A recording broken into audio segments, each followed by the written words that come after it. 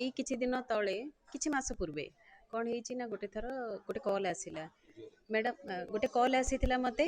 ତ ସେଇଠି କହିଥିଲେ କ'ଣ ନା କିଏ ଜଣେ ମେଲ୍ ପର୍ସନ୍ କହିଥିଲେ ଆମେ ଅମୁକ ଜାଗାରୁ କହୁଛୁ, ଆପଣଙ୍କର ଆକାଉଣ୍ଟ ନମ୍ବର ଆପଣଙ୍କୁ ଏଇ ଜିନିଷ ଫେସିଲିଟି ଦିଆହେବ, ଆପଣ ଏଇଠି କିଛି ଡିପୋଜିଟ୍ କରନ୍ତୁ, ଆମର ମେମ୍ବର ହୁଅନ୍ତୁ। ତ ପ୍ରତ୍ୟେକ ନାରୀ ଯଦି ଟିକେ ନିଜର ମାନେ ବୁଦ୍ଧି ବିଚାରକୁ ପ୍ରୟୋଗ କରେ, ତାହେଲେ ସେ ବହୁତ ବଡ଼ ବଡ଼ ମାନେ ଏମିତି ଅସୁବିଧାରୁ ବର୍ତ୍ତି ଯାଇପାରିବ।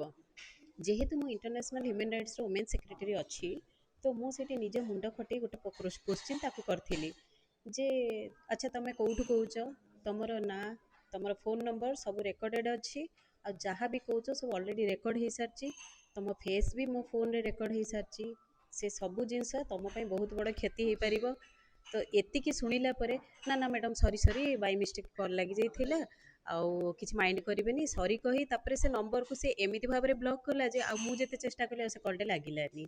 ତ ପ୍ରତ୍ୟେକ ମଣିଷ ଆଜି ଗୋଟିଏ ଜିନିଷ ମୁଁ କହିବାକୁ ଚାହିଁବି ଯେ ସଚେତନତା ହିଁ ଆମକୁ ଯେତେ ବଡ଼ ବି ଆମର ବିପଦ ଆସୁ ସେଥିରୁ ଆମକୁ ରକ୍ଷା କରିପାରିବ। କୌଣସି ଯେଉଁ OTP ଲିଙ୍କ୍ ଆମେ ନ ଜାଣି ତାକୁ ଓପେନ୍ କରିବା କଥା ନୁହଁ। କିଏ କୌଣସି ଜିନିଷ କଲ୍ କଲେ ତାକୁ ଲୋଭରେ ପଡ଼ି ଆକ୍ସେପ୍ଟ କରିବା କଥା ନୁହଁ। ଆକାଉଣ୍ଟ ନମ୍ବର ମାଗିଲେ ବିଲକୁଲ ବି ଦେବା କଥା ନୁହଁ। ଜଣେ ଯଦି ଆପଣଙ୍କୁ ଗୋଟେ ଜିନିଷର ଅଫର୍ ଦେଉଛନ୍ତି, ଆପଣ ସେଇଠି ମୁଣ୍ଡ ଖଟେଇ ଯଦି 5ଟା କ୍ୱେଶ୍ଚିନ୍ ତାଙ୍କୁ କରିବେ ନା, ତ ସିଏ ଜାଣିବ ଯେ ନା ନା ଏଇ ମଣିଷଟେ କିଛି ଗୋଟେ ଜାଣିଛି।